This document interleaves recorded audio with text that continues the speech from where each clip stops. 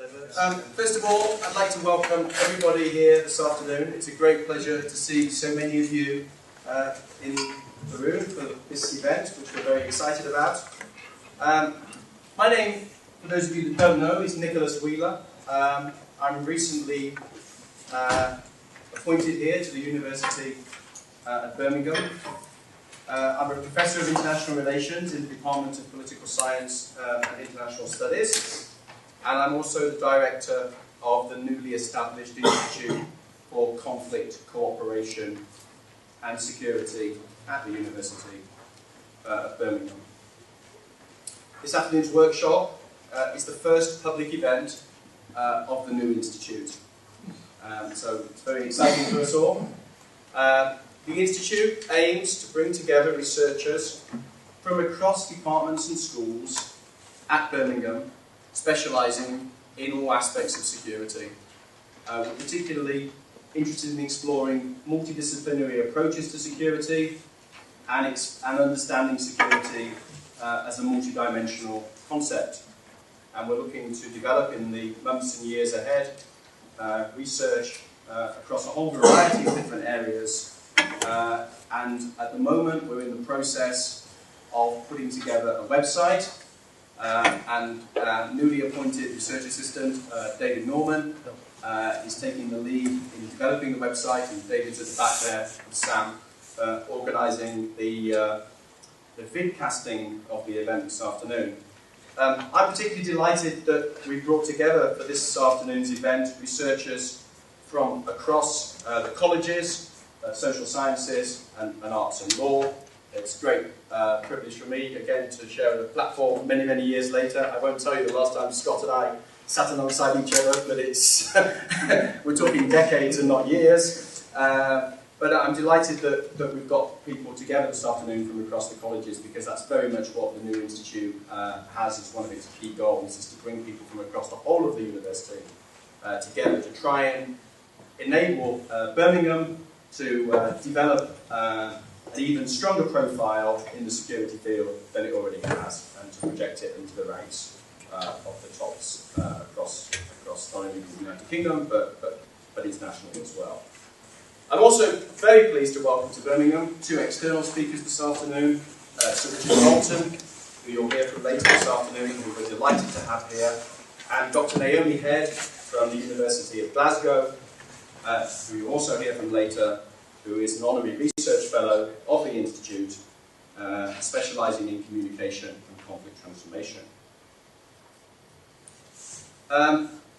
In terms of the discussions this afternoon, what we're planning to do is to the presentations will be vidcast on the new website. But the Q&A, we would ask that the Q&A be held under the Chatham House rule. So we won't be recording any of the Q&A. For those of you who don't know the Chatham House rule, I'm sure you all do, but this means that anything that's said in the room, you can use that information in your work, but you're not allowed to attribute it to any particular individual that has said it. So we will conduct the Q&A under the Chatham House rule. And I'd also ask that when you speak, if you could perhaps say who you are and your affiliation, so we know that. So let me then, without having done the housekeeping bits and said a word or two about the Institute, let us get underway with the first session. And let me just say a word briefly about our three speakers on the first panel. Each speaker will speak for 10 minutes, and then hopefully that will allow us 20 minutes for questions, and then there'll be some coffee, have a break, and then we'll return for the second and third sessions. Okay, so first of all, I'm delighted on my left to introduce Stefan Wolff, who doesn't need any introduction, I think, in this room. Professor of International Security, of course, in the Department of Political Science and International Studies here. A political scientist by background, Stefan specialises in the management of contemporary international security challenges. He's the author of several books and numerous articles on the prevention, management and settlement of ethnic conflicts and post-stabilisation, and he'll speak on international security and the Iranian threat. Stefan. Thank you very much, Nick. Making note, it's 7 minutes past. In case I have an argument later and I feel threatened, not at an international level, but rather locally, in terms of what I can deliver here. So, international security and the Iranian threat. What I want to do is very briefly outline, first of all, what I think the threat is, what the threats are, and I'll elaborate on that a little bit more in a minute. And then also say something about how we can actually assess this threat. And here I'll focus on 3 dimensions. First of all, how credible the threat is, what the potential impact would be of the threat being carried out, and how vulnerable various people, countries, states exposed to the threat would actually be to that happening. So, what is the threat? I think the important point here for me is to distinguish actually between 2 threats that Iran poses in relation to its nuclear program.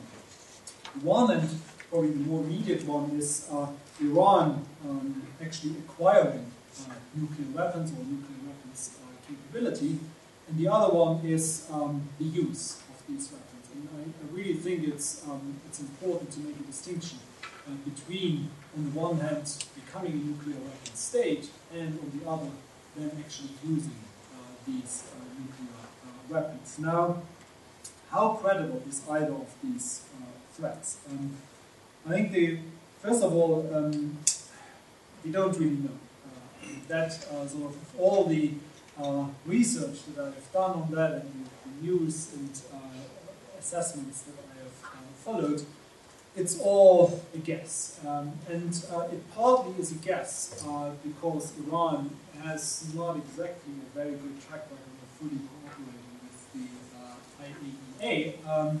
And it has made a wide range of public pronouncements that range from, under no circumstances will we ever endeavor to acquire nuclear weapons, our program is completely for peaceful purposes only, to, well, let's put it, more ambiguous statements about what is actually behind Iran's activities. We also have to put that a little bit into the context of where the facilities actually are, how secret they are, when they were revealed, how easy it would be to actually get to them if there was sort of a military component to the Iranian nuclear program or not. So I think I don't want to talk too much about this because it's really Nick's expertise, but there's a big issue of trust here that I think to some extent, a lack of trust,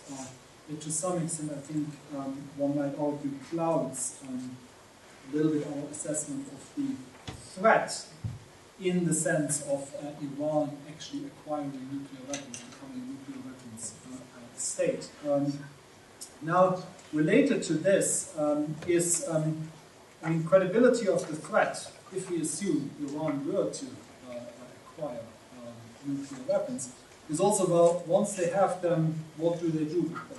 The first question then to ask from a military perspective is, well, what delivery capabilities do they have? And I mean, there is a history of reasonably successful tests of missiles in Iran, at least mid-range missiles that, so if you do the geographical maps, I mean, that could get, at least in terms of their range, all the way to Israel and to other sort of countries around the region that might potentially feel threatened.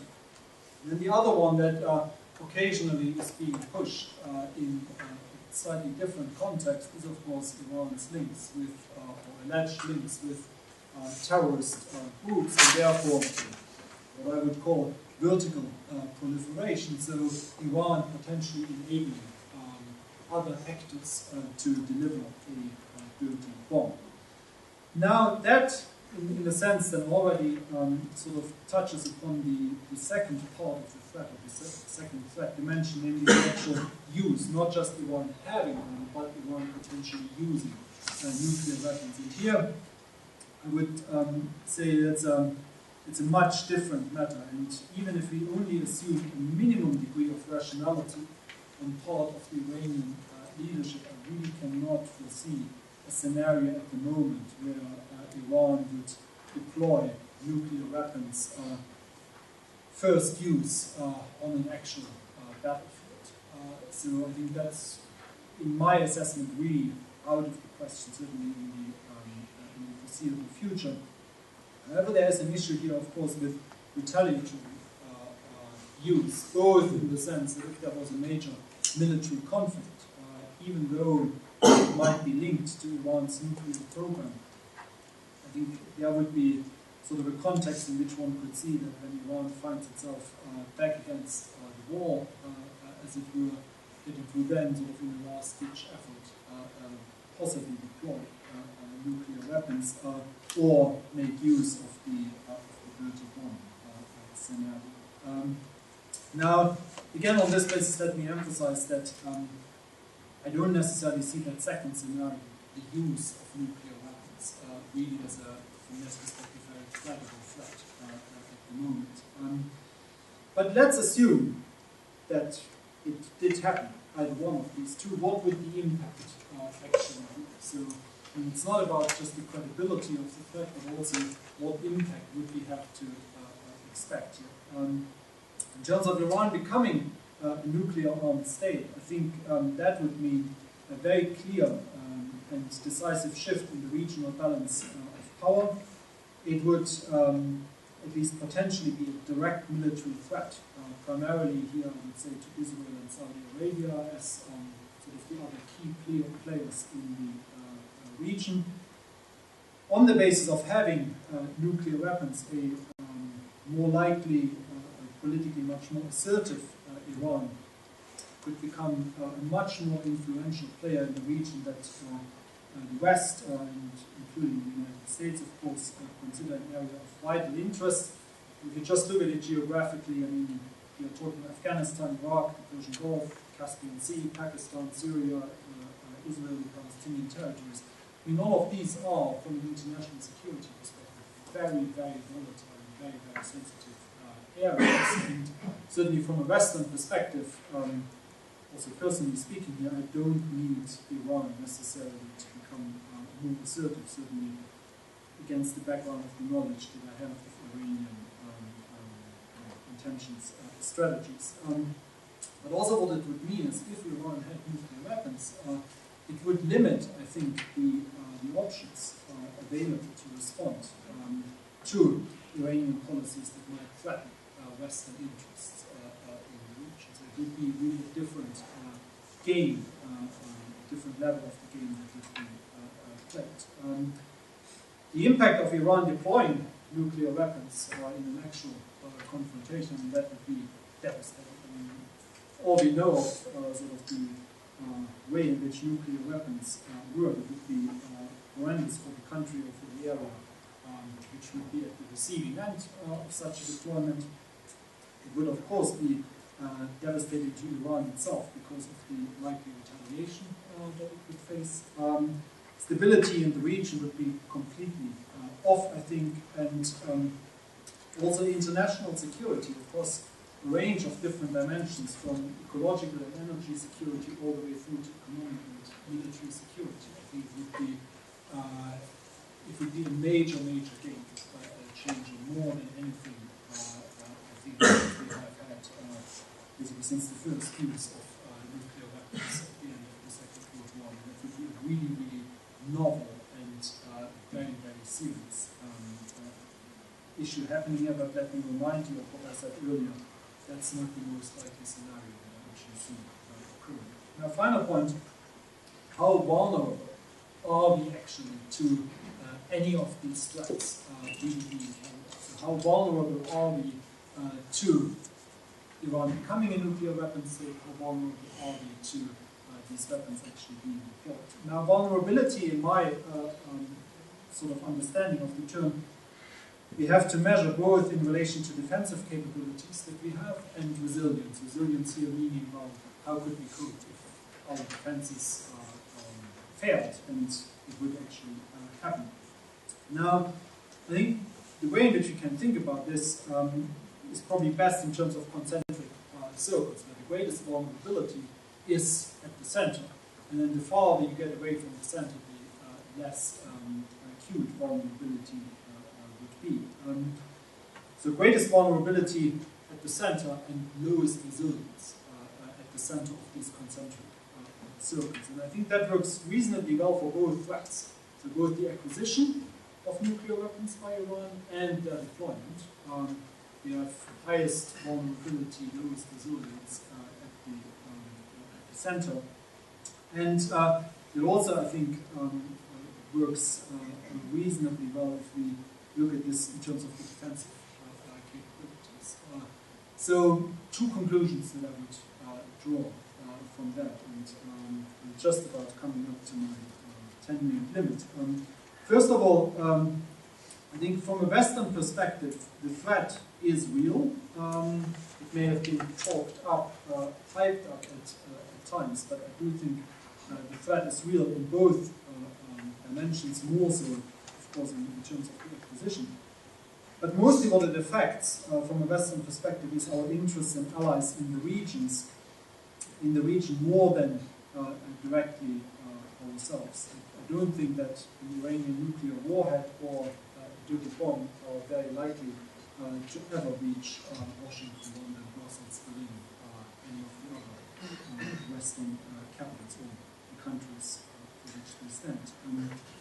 And then the other point, of course, is that from an Iranian perspective, acquiring nuclear weapons capabilities, let alone deploying them, also poses a very, very grave risk to the country and its leadership, simply because in what other countries on the outside would actually do in response to these threats. I mean, it really cuts both ways. I mean, it's not just that Iran suddenly becomes unvulnerable, unattackable, because it has nuclear weapons.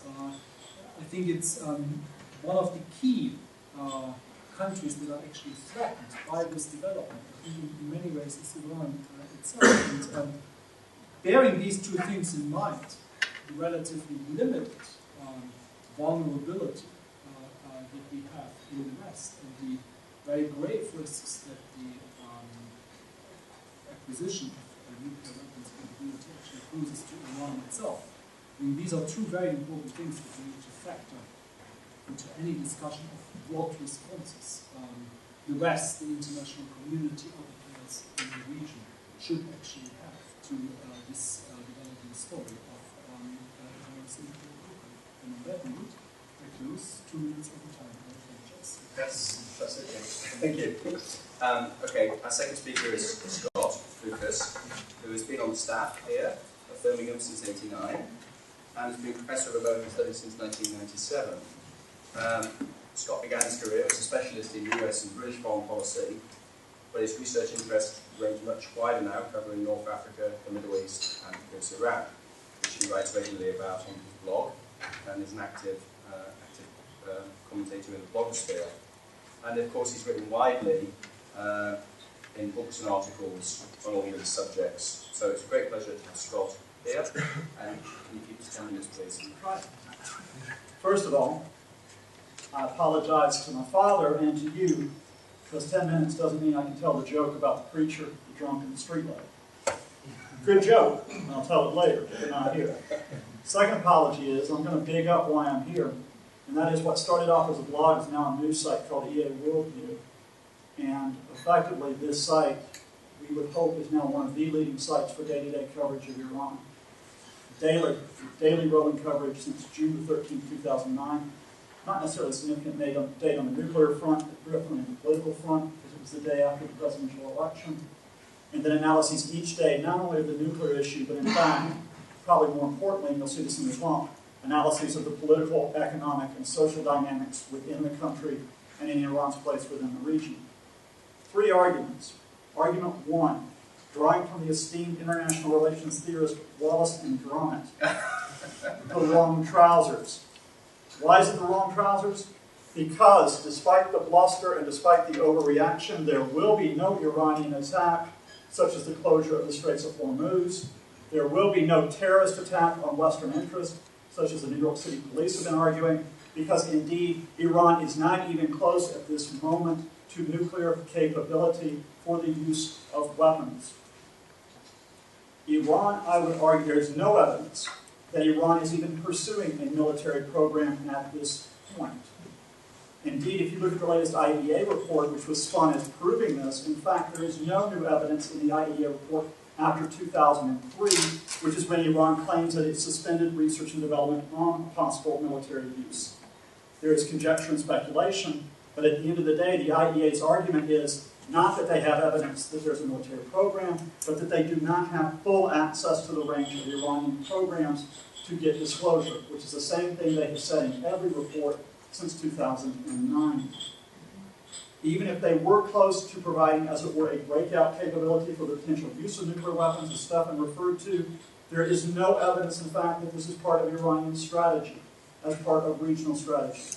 Not a single item can be put to you. The only piece of evidence that says they're even close to pursuing nukes was when a right-wing blogger dared speculated, and the Revolutionary Guards, a little bit inexperienced in social media, put up the blog entry on their website, cleared out, and then quickly withdrew it when people in the West said this proves, in fact, that Iran is pursuing nuclear weapons.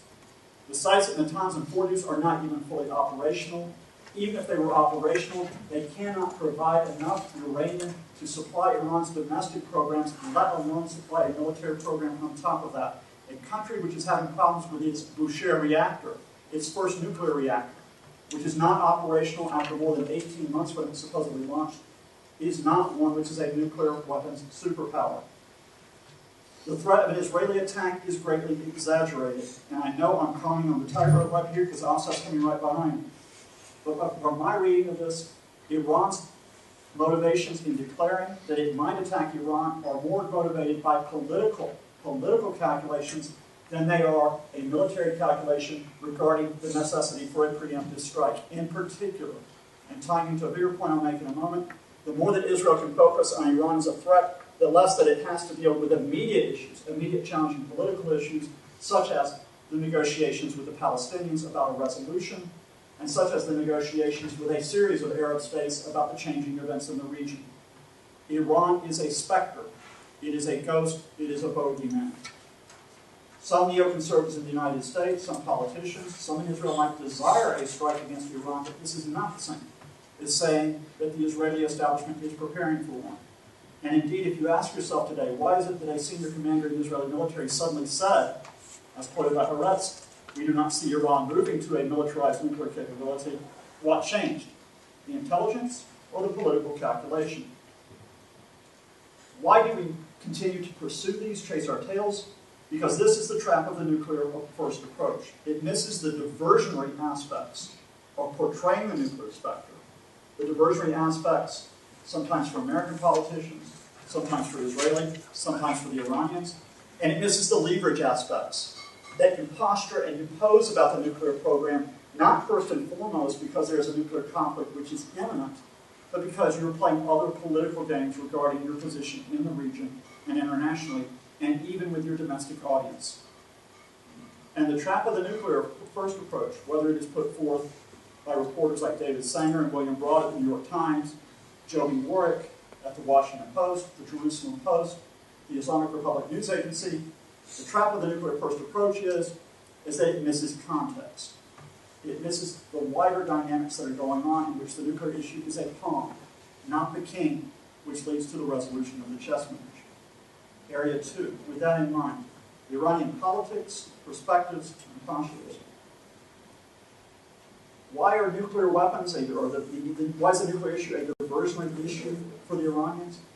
Because they can use it to play games and to pose, for example, in the region, in terms of regional context. One could argue, for example, that their position in the Middle East and North Africa, ranging from Egypt to the Lebanon, to Syria, to Afghanistan, has been the foremost concern for Iranian foreign policy for many, many years. One can argue since 2011, starting 2011, with that interest in mind, that Iran faces a much different situation with the changes in the political environment in many of the countries in North Africa and the Middle East. Yet Iran has to put forth the message that this, in fact, is an Islamic awakening. That this, in fact, are peoples within the Middle East and North Africa who are not rising for local concerns, not rising certainly against Iranian interests. They are rising to follow the example set by the Islamic Republic in 1979. If Iran can show defiance against the West, if they can challenge the Americans, the Zionist state, the West, to portray themselves as the victim who turns into the victor, then they feel they get leverage with all these issues. And that is how they use the nuclear issue and have used it consistently. What do we miss with this nuclear first approach in terms of it being a diversion? We miss the domestic context. Far from being unified on the nuclear issue, not only on the basic issue of whether or not to pursue a nuclear weapon, whether this is religiously legitimate, but even in terms of tactics and strategy versus the West, the Iranian regime is not unified, it is very, very divided. Example, the closest before the current set of talks that we saw in terms of a prospect of a resolution, a deal, was in October 2009 with the Geneva and Vienna talks.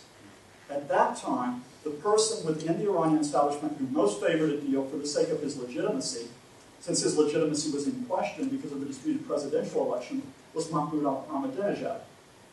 The person who undercut the talks was Speaker of Parliament Ali Larijani, when he suddenly declared, in fact, that Iran would give up sovereignty and would not give any way on a uranium enrichment deal.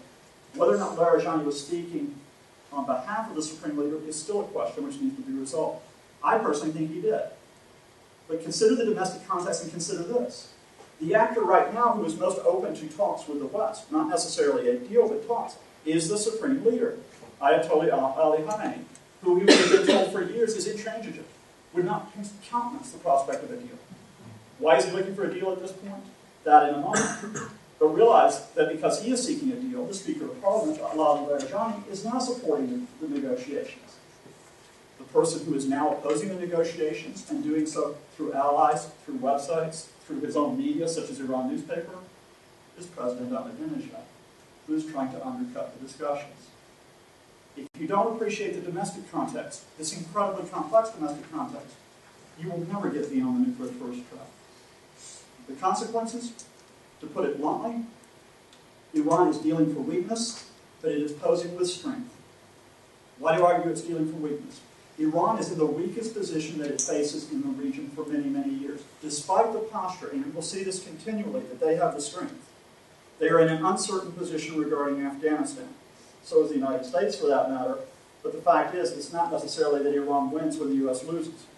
They are in an uncertain position in Iraq. Despite, for example, the visit this week of Prime Minister Maliki to Iran, the fact is that we're not talking about Iran control or dominance over Iraq when you consider, for example, that in Iran is in its weakest position in years vis-a-vis arguably the emerging regional influence, which is Turkey. Iran is in a very shaky position regarding its relationship with Syria. It has not benefited as it thought it would from the uprising against the Mubarak regime in Egypt because the Muslim Brotherhood is not towing a Tehran first line, which anyone probably could have told you, but which Iranian specialists, who can be quite narrow in their perspective, misguidedly thought would happen in February 2011. It is dealing for weakness in terms of political fragmentation, as I've mentioned, and it is dealing for political weakness in particular because of the economic situation. The combination of sanctions with an already existing dysfunctional economic system within Iran, dysfunctional in terms of production, imports, currency, subsidies, basic social provision, means that the Iranian system is in the shakiest economic position it has ever been in since the 1980s in the war with Iraq. Inflation, which officially is listed at 21%, but unofficially is probably double that amount. Unemployment, which is soaring, arguably more than 30% and more than 60% in certain regions such as Baluchistan and the Southeast. A currency which has fallen 50% in value since September 2011. I could go on, but I'm watching the guy to my left. Yeah. Basics here. The overreaction is to say right now, oh, Iran will now deal, since we've said for months that it wouldn't. And that's what we've seen in the last week from many outlets. Iran will say that it will talk, but it is not going to deal, because what it wants are two things. What it wants, first of all, is it wants some easing of the sanctions. Two, it wants some acknowledgement that it can enrich to 20% uranium on its soil. The task for the British and the American systems, and I can talk about some question and answers, but I don't think they are fully unified on this, and have fully understood this, at least in terms of the strategy, is how they time the easing of sanctions to some type of Iranian concessions regarding control and inspection of the enrichment program.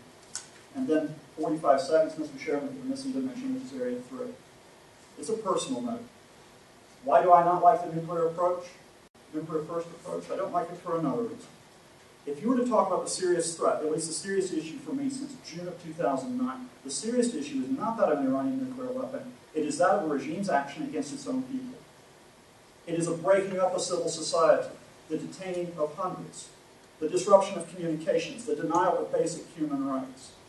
I'm not arguing that the United States government should go out and advocate a human rights first approach, primarily because it lacks credibility in doing so.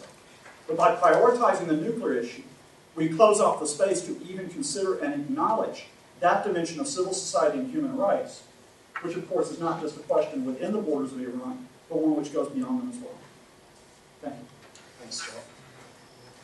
Very good timing. Okay, so our third speaker is Asaf and Siniver, and before I briefly say a word about Asaf, I just want to publicly thank him and David Dunn for initiating this idea, because it was their suggestion that we went ahead with this workshop, and so which I think is a great idea, and so thank you to both of them for that, and to Asaf for all the hard work he did in taking it forward in the early stages. Asaf is a senior lecturer in international security here at Birmingham, and specialising in the following areas: the international relations of the Arab-Israeli conflict and the broader Middle East, and he gave a short inaugural today, which was very engaging indeed, on the research he's doing under his Leaving Fellowship. He's very interested in third-party mediation and conflict resolution, and his current research is looking at explaining the success and failure of third-party mediation in the Arab-Israeli conflict. As I say, that's supported by a 2-year Leaving Research Fellowship. And Asaf is going to talk about the question of will Israel attack Iran. Thank you. Thank you. So, will Israel attack Iran?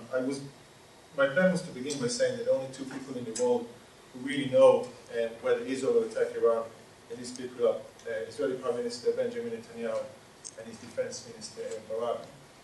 But having listened to Scott, I would say there are 3 people in the world who now know whether Israel will attack Iran, so I'll add you to that distinguished list. I will try to be less cynical than Scott, and I would argue that there are good logical explanations or arguments to explain why Israel will attack Iran, and at the same time I would argue there are good explanations to argue why Israel will not attack Iran. I'll very briefly go through them and then try to explain against this background why do we keep hearing this rhetoric from the Israeli government about the urgency to attack Iran. So why Israel will attack Iran? The first point is that the Israelis, broadly speaking, the Israeli public, does believe that a nuclear Iran is an existential threat to the country. And again, this is not just a government line. A series of public opinion polls in the country suggest that the vast majority of Israelis, depending on which day of the week you survey them, but anything between 70 and 90% believe that a nuclear Iran is an existential threat. Now, the important point here is, and I completely agree with Scott, it's not that they believe that Iran has the capabilities. We know that they are far from the 20% of enriched uranium to reach this target, but the Israelis or the Israeli government does not want Iran to get to that point. It's not about the Iranians using it or having the capability, it's about stopping them from getting it. The second point is that Israel believes that the international community will not stop the Iranians, if push comes to shove, will stop the Iranians from reaching that benchmark.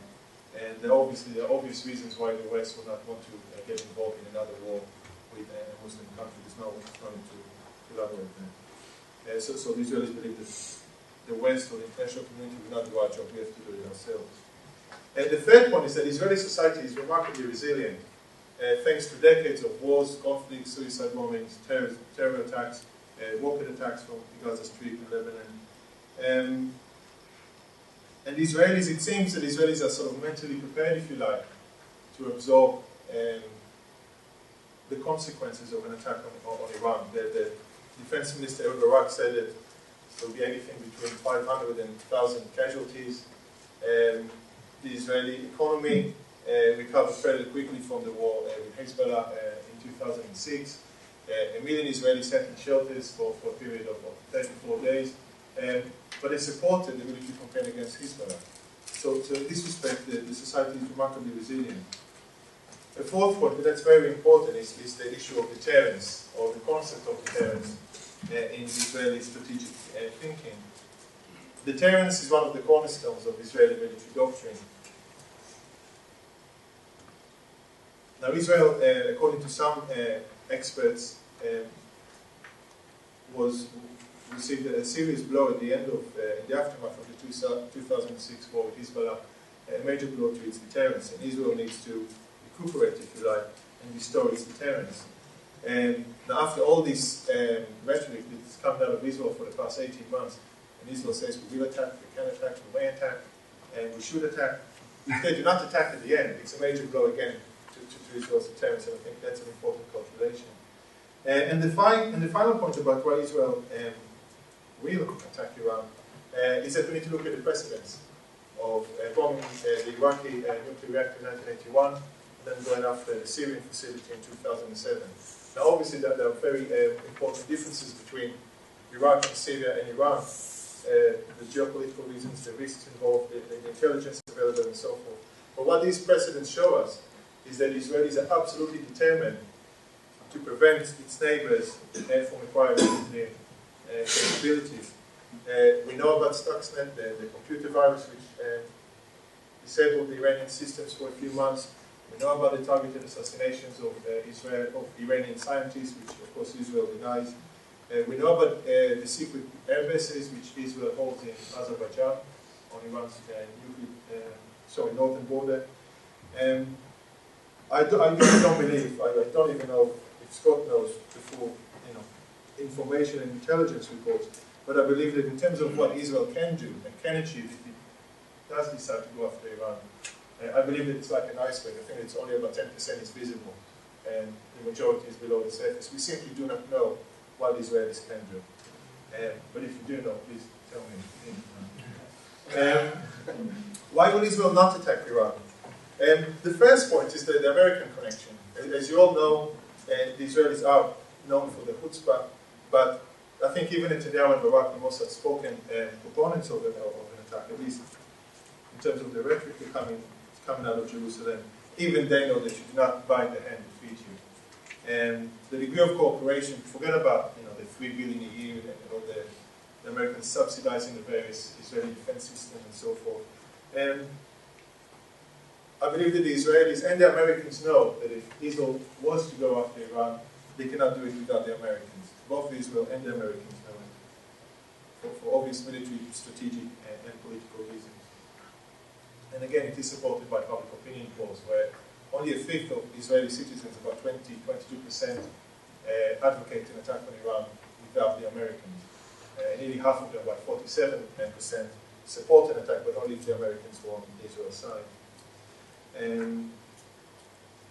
Later this year in October, only a couple of weeks before the presidential elections, for example, Israel and the United States will hold the largest, most elaborate joint defense maneuver called OST Challenge 12. It will incorporate up to 4,000 soldiers from units across the IDF and American defense establishment. They will test multiple Israeli and American defense systems, including Israel's Arrow system, which was financed and developed jointly by Israel and the Americans. And the Arrow system is designed to intercept Iranian missiles in the stratosphere so it doesn't get to Israel's airspace. Israel simply will not throw all this cooperation, all this support from the Americans to begin. This is the logical, if you like, conclusion. Israel will not go alone, and if they do go, to the Americans. Now, according to most intelligence reports and estimates, the Iranian nuclear facilities or capabilities are so are buried, more than 100 foot underground, and it would be quite difficult for, again, this is what we know, to American or Israeli bunker busters to reach that deep underground. And even if Israel does manage to destroy a large proportion of Iran's nuclear program, the knowledge is already there. So there's nothing stopping the Iranians from resuming this program, only this time with a vengeance. And finally, that leads me to the final point of why Israel will not attack Iran, is that I think the vast majority of people in the international community believe that a bombed Iran is a far greater threat to Israel and the international community than an Iran with a bomb. That's a very important lesson to take from that. So taking these, if you like, the yes and the no's to the question, how do we square the circle? How do we explain this rhetoric that comes out of the Prime Minister's office the past 2 years? Do the Israelis really believe that they are going after Iran, that they can do it, they should do it, they will do it? The first answer, is, Scott alluded to it very briefly, is the Palestinian issue. I don't know if you've noticed, but we haven't seen the kind of criticism or pressure on Israel to move forward on the Palestinian track, the kind of pressure that we saw in 2009 and 2010, for example.